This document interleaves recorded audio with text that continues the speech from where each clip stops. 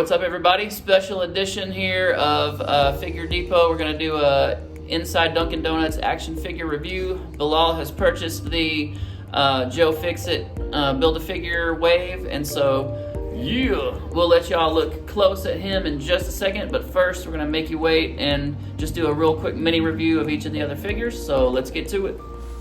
Alright, so first up we have the Gamerverse Iron Man, and it comes in a window box style package.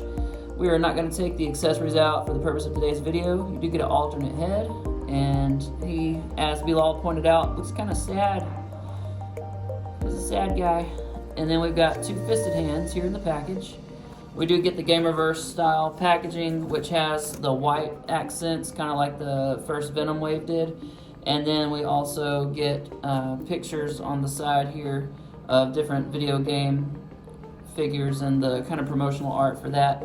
You do get a display here of all the other characters in the wave, and then we get a little bio here on the back, so you can pause that if you want to read it. Also, here's the barcode if you're trying to track these guys down. Boom. Alright, so there's the package. Here's the figure coming in close here. Looks really great. That silver and blue is a real nice combination. It was one of my favorite combinations as a kid. I can't remember the name of the figure line. I think it was Centurions or something like that. They had little connect parts like missiles, guns, jetpacks. You could punch on them. And my favorite one was always the blue and silver one. He's got a really cool design. I like the tooling here on the elbow pad. That looks really nice. And they've got a similar design here, slightly different, but it helps coordinate with that kind of line work that's on there. Basic articulation for an Iron Man, except we do get a soft piece here instead of a hard molded piece, which is interesting because it gives it a little bit of a flex as you move it around. So that's cool. He does come with hands that can port the blast effects, but he doesn't come with blast effects, so you'll have to use the ones from your other Iron Man figures to make that happen. But it's cool that they added those on there so that you could use them. I guess they figured by now you probably have 8,000 Iron Men in your collection. Alright, moving on to figure number 2. Alright, figure number 2. Gamerverse Captain America. Same style package as before, so we won't go over that. We'll just look real quick at the accessories. He does come with the shield, which looks very nice. It has the same attachment mechanism as previous Captain America shields. We do get the two, we get a fist hand and an open hand, and then on the figure he comes with the alternate fist and open hands. And the head sculpt here is actually not bad on Captain America, but when we look at the figure, it's got a very strange looking head sculpt. I'm not sure what they were going for here. It just kind of looks old and tired and maybe a little constipated, I'm not sure. But the design of the suit is all right. As Bilal pointed out to me when we were first looking at him, his torso is very just kind of like a big rectangle. There's no V-taper, so the proportions are a little strange. And I think this is the same buck that we got with the Captain America from the Gamerverse from the last Gamerverse wave we got. It's just painted kind of a black and gray instead of the navy blue that was on the other one. Knee pads look good though. Some cool design elements, just kind of something we've seen before, and same articulation. So not a whole lot to talk about with this figure. You've pretty much seen all of him before. Alright, next up we have Marvel's Falcon. This is probably my favorite in the wave in terms of just the individual figures. Obviously Joe FIXIT would be the ultimate favorite, but as far as the rest of the figures in the wave, this guy is probably going to take the #1 spot for me. Packaging is not anything unlike what we've gotten previously with our Marvel Legends. So we've got the little blurb for the Build-A-Figure. Then we've got our traditional badging and stuff. We get some really cool karate chopping or flying hands. So we've seen these on Shang-Chi, we've seen these on Namor, We've seen these on several other figures, and a very nice addition, of course, to this particular figure because of the flight feature. Looking at the back, there's the bio, if you'd like to read that. We get a cool product shot. This is probably more of Jerry Wilson's work, I'm guessing, possibly. Don't quote me on that, but he does a lot of the product shots for the back of these. So, anyway, looking at the figure. Oh, and one thing I forgot to mention, which Bilal pointed out as well, the wings, it's a double clamshell, which is not something we've had before. Usually see that in a premium figure like a Mezco or something else like that, but his wings are in their own tray so they don't get warped, and then the figure and the alternate hands are in a separate tray, so that's cool. Looking at the figure himself, really nice classic look. The head sculpt on this guy is fantastic. The gold crest here at the top of his mask looks really nice. Texture in the hair is very good. We've seen this buck before. A lot of this is like that Spider-Man 2099. We've seen it there and in a couple other places. I'm not sure if these feet are new. Do you know if these feet are a new sculpt? Yeah, they look like they are. We're thinking this is brand new tooling for the boots, and it's got a really cool texture on the bottom. Same wings that Vulture uses, we're pretty sure, but nothing wrong with that. I would love to make some custom Silverhawk figures, and these wings would come in handy for that. But someone needs to buy the license and make us some dang Silverhawk figures. So these just poured into little notches on the bottom. We've got one on the forearm for the longer piece, and then the shorter piece goes on the back of the triceps. So really nice. You can get a lot of cool flight poses and stuff out of this guy. Articulation is good. We've got these butterfly joints that are really nice, so we can make good use of those. And yeah, this is definitely my favorite figure in this wave. All right, moving on to number 4 in the wave, which is Jocasta. Very cool figure. The box art is really nice. The image on the side looks really good. Really liking that a lot. Product shot on the back looks really good as well. There's the bio if you'd like to read it. Barcode if you're trying to track it down. Yeah, not much else to say about the packaging, but looks real nice. The comic image on the side especially. Articulation is basic, what we've seen in Marvel Legends for female figures. Nothing really new there, but we've got some additional pieces. We've got this floating piece here that's not sculpted on, so that looks nice. We also get this cool like diamond cut here, so real cool design as far as the concept for the figure itself. The face sculpt is really nice. It's kind of almost like robotic, but like a very advanced robotic. Kind of reminds me of iRobot, you know, in a way. Love the silver on here. Reminds me of what they did with Silver Samurai. Just really cool overall design. It's a really nice looking figure. This would be a good buck for a female Silverhawks figure. Of course, with some of these, some of the tooling here, you might fill that with putty and sand it down and make it smooth. But other than that, I think it would make a good buck for a female Silverhawk figure, and that's a real nice color of silver. So, very cool figure. I don't know, I might like this a little better than Falcon. They're tied right now for first. All right, next up we have Kang, second to the last in our little feature here today. The box art, cool. We get typical stuff you're used to seeing. We do, and I forgot to mention the alternate hands, open hands that come with Jocasta, but for Marvel's Kang, we get 5 total hands. You get a weapons holding hand for the gun here, and then you get 2 open hands, and then you get 2 fisted hands on the figure.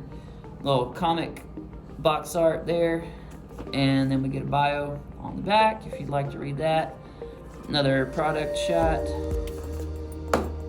And here we go with the figure. Now, something special to note about this figure has to do with the articulation.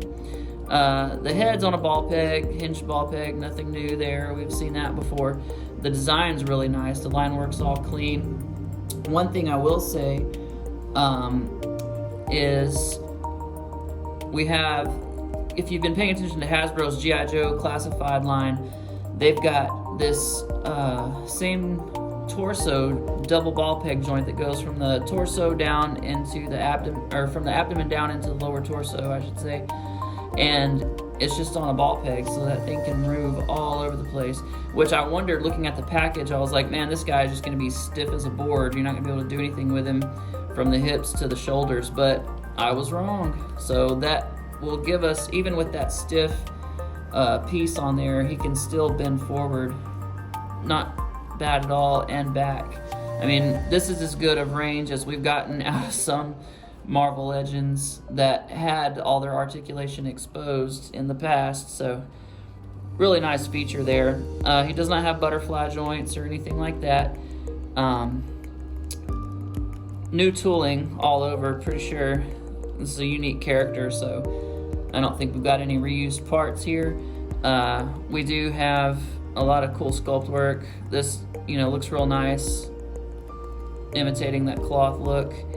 We do get swivels up high on this guy, and you can see the sculpt, the line work in the boots and stuff, true to the concept of the character, and it just looks really good. All of this, it just looks really nice and sharp and clean. Just a great looking figure, and a really nice addition to your collection. All right, this dynamic pose brought to you by the Glad Scientist himself, Bilal. Very cool figure. A lot of neat detail in terms of the leatherwork, and we'll get a close look at that here in just a second. But first, once again, we'll look at the packaging. Standard stuff. Here's your comic box art image here on the side. Looks nice. We got all our figures on the back. We've got our promotional image there for the figure. And then we have an alternate hand. So he's got one fisted hand for the hand that doesn't hold the hammer, and then he's got his open hand, and then we've got the gripping hand for the hammer. So you get three hands with this guy. And then, of course, the hammer that he was given after he wielded Mjolnir by Odin. So, once Thor was deemed worthy again. So here is a little close look at that hammer. Slightly different shape. It's more triangular than Mjolnir was. And these arms are the Hercules arms. Then we have the Hyperion legs. We've got the Hyperion, well, that's not the Hyperion torso, because this is, it's got a ball peg joint going from the mid-torso up into the chest. So that's actually new tooling. And I think these wrinkles on here are new tooling. Yeah, that might be new. I don't remember seeing that on anything else. Was Omega Red smooth in the lower torso? No, he had some wrinkles. You did? Okay. That might be reuse of Omega Red. We're not sure. New tooling on these boots, of course. Very 90s, super padded up boots. If you look at a lot of the X-Force figures, you'll notice all the pads, all the padding everywhere. Shoulders, legs, arms, everything has pads on it. This is the Rage jacket, just cast in brown instead of black. And this head sculpt's really cool. And as Bilal pointed out, we needed like an alternate head so he could have a relaxed face, so he's just not perpetually screaming all the time. But it looks great, but like he probably just doesn't want to scream the rest of his life. So we're thinking maybe a relaxed face would have been a good add-in there. Probably would have taken that over like having all three hands. Like he would have been fine with these two hands. Just drop that extra hand and give us an alternate head. But anyway, really nice looking figure. Nice mix of different parts and then a little bit of new stuff. And now the main event. All right, guys, here it is. Joe FIXIT. This is an awesome piece. So some people were speculating that this might be a tapered, or this might be a reuse of the Kingpin, but we were looking at it and it's definitely not. It's definitely more tapered. Kingpin has a much fuller figure. And so maybe if Kingpin went on keto or Atkins for a little while, he could get here. We're thinking that the shoes are probably a retool. It's got all the little dots on there that we're thinking Kingpins didn't have. We'll have to get a closer look at that. And since we're at Dunkin' Donuts, we can't look at mine and see right now. But love the tie. Love the paisleys on there. They look very nice. I'm curious why they keep going with this pale green. He should have been gray, I think, if I'm not mistaken. What do you think, Bilal? It's dealing with the video game, that's why. Oh, video game. Okay, so this is video game version and not our classic version, which of course he would have had a white tux with black pants, so that's why. But the She-Hulk that we got was this same, like, really pale, almost military green, and she was not a video game version. She was a comic version, and the comic version of her was definitely like a true gray, and then the little gamma bursts coming through her skin were like a lime green. So they got the gamma bursts right on her, but they used this greenish gray instead of a true gray, which I was not excited about. Hopefully we'll get some good She-Hulks coming out here before too long. I would love a Savage She-Hulk. I would love a Sensational She-Hulk. Any version of She-Hulk that you want to see done? A lawyer version. Oh yeah, lawyered up Jen Walters would be awesome. I did my own custom of that figure, and I'll post some pictures on my Instagram again and show that off here before too long. Coming in the package, his hat was just a little bit warped, so we're gonna have to put some heat on that and press it back out, and it'll lay back down just fine once we do that. Real nice on the hat there. We've got some feathers and a black band. Looks really good. Hulk's expression is nice. Looks really good. Got his pocket squares there. He's a sharp dressed man. Or I keep saying Hulk, Joe FIXIT, you know what I mean. I like the suit. It's a dark navy, and it just looks real nice and clean. Got some nice wrinkles in the back.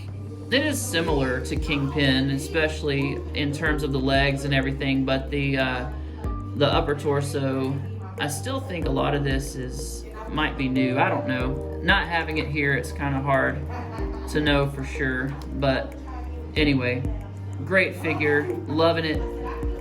You can get a lot of dynamic posing out of this. It's still a little bit limited just because of how large it is, but you can still make it work.